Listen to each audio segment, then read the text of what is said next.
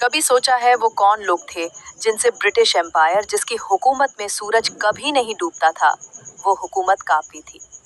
इतना डर कि सिर्फ नाम सुनकर अंग्रेजों की नींद उड़ जाती थी। इतनी हिम्मत कि मौत के सामने भी मुस्कुराकर खड़े हो जाएं।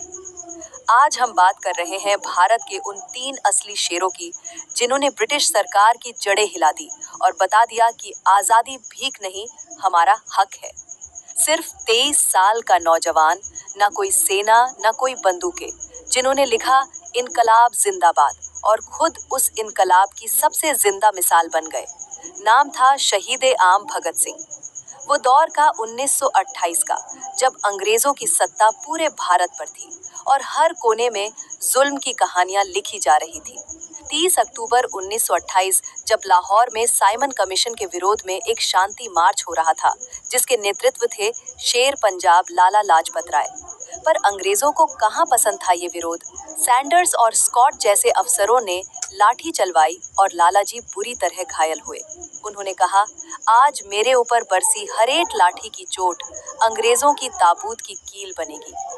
18 दिन बाद 17 नवंबर 1928 को यही लाठियां लाला लाजपत राय की शहादत का कारण बनी। भगत सिंह और उनके मित्र क्रांतिकारियों की दृष्टि में ये राष्ट्र का अपमान था और तब भगत सिंह ने कसम खाई, अब बदला होगा लहू का लहू से।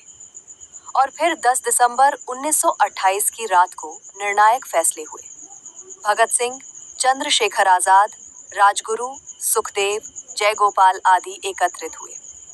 भगत सिंह ने कहा कि उसे मेरे हाथों से मरना चाहिए। भगत सिंह को ये काम सौंपा गया। 17 दिसंबर 1928 शाम के करीब भगत सिंह, राजगुरु और चंद्रशेखर आजाद ने सैंडर्स को गोली मार दी। ये अंग्रेजों के मुंह पर पहला तमाचा था। अंग्रेज सत्ता कांप उठी। अगले दिन एक इश्तिहार भी बंट गया।